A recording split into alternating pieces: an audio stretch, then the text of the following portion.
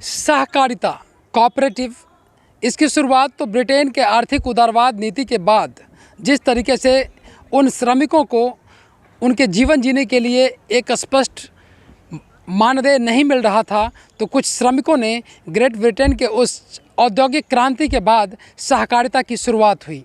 देश में भी सहकारिता के कई आंदोलन हुए, सहकार भारती उन्हीं में से एक है।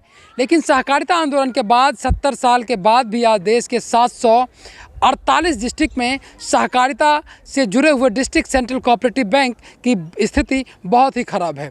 सरकार ने कुछ प्रयास के बाद अर्बन कोऑपरेटिव बैंक की स्थापना तो की, लेकिन अर्बन कोऑपरेटिव बैंक की भी स्थिति बहुत ही ख़राब है।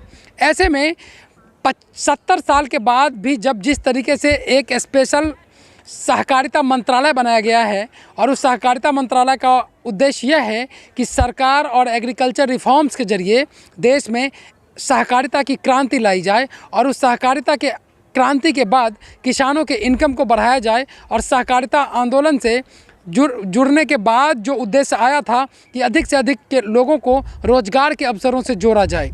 ऐसे में भारत के वर्तमान मंत्री माननीय अमित शाह जी के लिए एक बहुत बड़ा चैलेंजिंग है कि वो किस तरीके से सहकारिता विभाग में तकनीकी उन्नीकरण कर रहे हैं।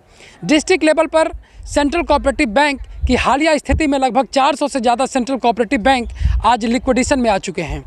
अगर प्राइमरी एग्रीकल्चर कोऑपरेटिव सोसाइटी की बात करें तो प्राइमरी एग्रीकल्चर कोऑपरेटिव सोसाइटी पूरी तरीके से स्टेट लेवल पर हर स्टेट में अलग अलग तरीके से चलते हुए पूरी तरीके से इफ़ेक्टिव नहीं है।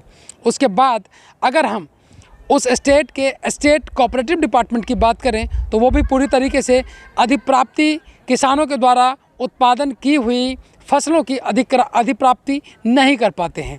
इसके बाद आता है कि सरकार के द्वारा मल्टी स्टेट कोऑपरेटिव ऑर्गेनाइजेशन के द्वारा जो ये कृषि क्षेत्र में एक तकनीकी सुधार और किसानों को उचित दाम मिलने का प्रोग्राम था, वो भी ये एक तरह से हाशिए पर है। उसके बाद सरकार के द्वारा प्रायोजित और पब्लिक सेक्टर अंडरटेकिंग के द्वारा national cooperative development corporation, national dairy development board, NAFED, APEDA जैसी संस्थानें कोऑपरेटिव सेक्टर के नाम पर काम तो कर रही हैं, लेकिन देश के 748 डिस्ट्रिक्ट में आज भी उसका अपीयरेंस ग्राउंड जीरो पर दिखाई नहीं दे रहा है। जब हमारी टीम बिहार, महाराष्ट्र, उड़ीसा, छत्तीसगढ़, मध्य प्रदेश, राजस्थान, उत्तर प्रदेश और सिक्किम का दौरा किया तो कई चौंकाने वाले नतीजे आए।